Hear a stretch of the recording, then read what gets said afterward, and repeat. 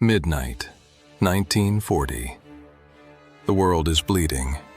Every day, the Atlantic Ocean swallows thousands of tons of metal and bone. Allied ships are sinking to the bottom of the sea, torn apart by invisible German U-boats. And the scariest part? The Allies know exactly when the attacks are coming. They can hear the orders in the air. But hearing isn't understanding. The Germans are using a machine called Enigma. It scrambles every message into a code so complex, it changes every 24 hours. If you tried a new setting every second, 24 hours a day, it would take you 20 million years to check them all. By midnight, the code resets. The clock strikes 12, and you are blind again. Generals tried to fight the machine with bullets. They failed. Spies tried to fight it with deception. They died.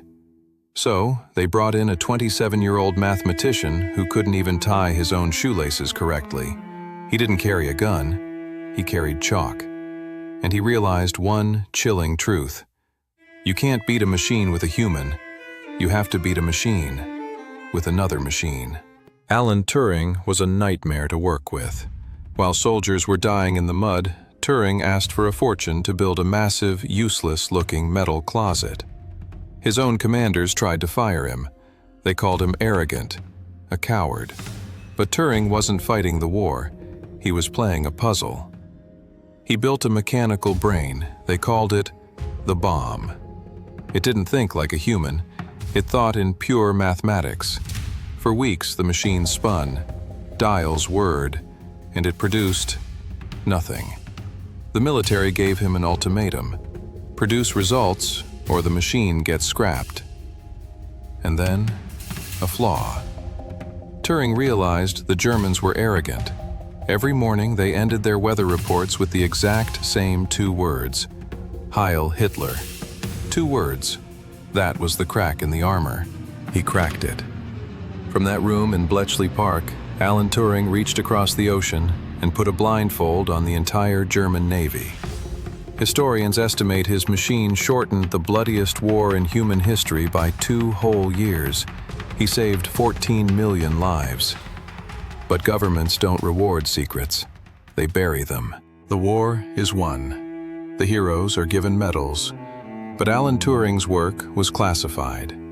To the world, he was a nobody. In 1952, a burglar broke into his home.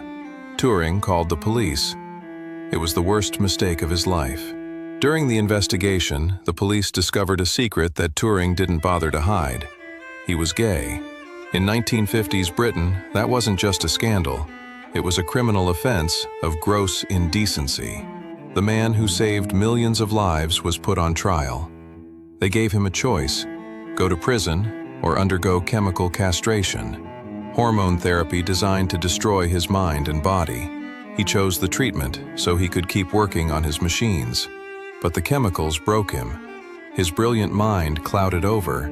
He was stripped of his security clearance. The government he saved labeled him a security risk. June 7, 1954. Alan Turing was obsessed with the story of Snow White. He took an apple. He laced it with cyanide. And he took one final bite. For 50 years, his name was erased from history. But you cannot kill an idea. Before he died, Turing wrote a paper asking a simple question: can machines think? He drafted the blueprint for something he called a universal machine. A machine that could hold any program, calculate any equation. That universal machine is in your pocket right now.